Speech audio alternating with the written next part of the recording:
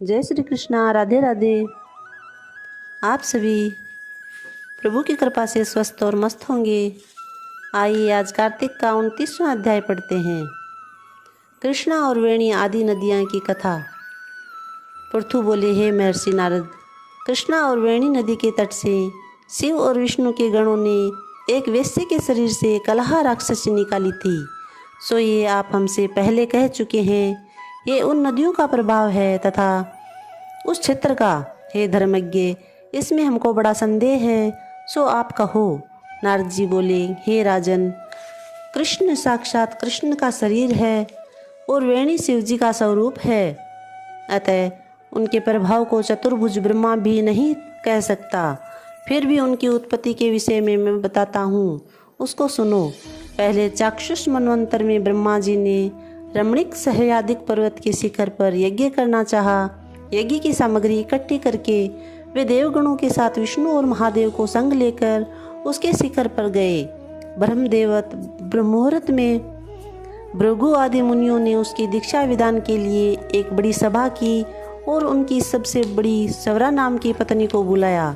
वह धीरे धीरे चली। तब भृगु जी विष्णु से बोले, हे विष्णु, सवरा आपके बुलाने पर भी शीघ्र क्यों नहीं आई? मुहूर्त बीता जाता है, अब दीक्षा विधि कैसे पूर्ण होगी? श्री कृष्ण बोले, जो शीघ्र सवरा नहीं आती तो यहाँ गायत्री की दीक्षा का विधान करिए। क्या इस पवित्र कार्य में यह उनकी स्त्री नहीं है? नारद जी बोले, रुद्र ने भी विष्णु के चयन को मान लिया। भृगु के इस वचन को सुनकर गायत्री को ब्रह्मा के दक्षिण भाग में बिठाकर दीक्षा विधि का प्रारंभ किया। भृगु जी ब्रह्मा जी की दीक्षा विधि कर ही रहे थे कि इतने में ही यज्ञ स्थल में सवरा आ गई और गायत्री को ब्रह्मा के संग दीक्षा की हुई देखकर सौतलेपन के ईर्ष्या के कारण क्रोध कर बोली। सवरा बोली, जहाँ अपूज्यों का पूजन होता है और पूज्यों का पूजन नहीं होता, वहाँ दुर्भिक्ष, मरण और भय, ये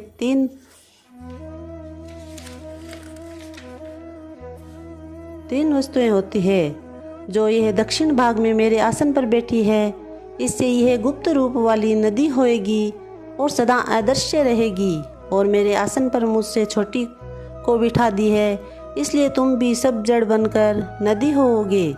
तब गायत्री ने भी उसके साप को सुनकर क्रोध के मारे कांपते हुए होठों से देवताओं के रोकने पर भी सवरा को साप दे दिया।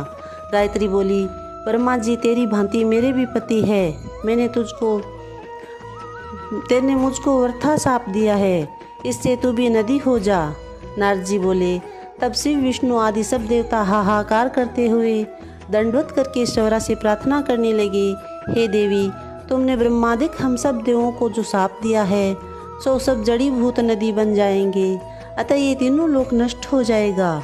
ये साप तुमने बिना विचारे दे दिया है, इसको वापस ले लो।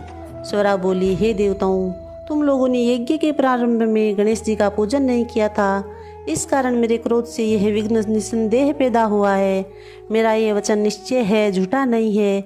इससे अपने अपने अंशों से जड़ी भूत होकर तुम सब नदी होोगे और हम दोनों सोत भी अपने अपने अंशों से नदियाँ होकर पश्चिम की तरफ बहेंगी। नारद जी बोले, इस तरह सवरा के वचन सुनकर ब्रह्मा, विष्णु और शिव ये सब जड़ीभूत होकर अपने अपने अंश से नदी हो गए। वहीं पर विष्णु कृष्णा नदी बने, शिवजी वेणी और ब्रह्मा ककुदमिनी नदी बने। सब अलग अलग बहने लगे।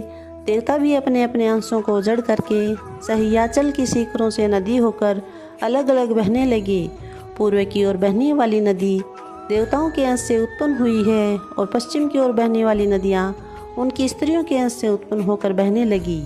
पश्चिम की ओर बहने वाली गायत्री और सवरा नदियाँ सावित्री नाम से प्रसिद्ध हुई। ब्रह्मा जी ने यहाँ यज्ञ के लिए विष्णु और शिव इन दोनों की स्थापना की। अतः वे ही दोनों महाबल और अतिबल नामक प्रसिद्ध देवता हुए। कृष्णा और वेणी के उपाख्यान को जो भी मनुष्य सुनावेगा उसको उनके दर्शन और स्नान का फल मिलेगा। बोली श्री कृष्णचंद्र भगवान की जय। जय श्री कृष्णा। राधे राधे। 29वां अध्याय समाप्त।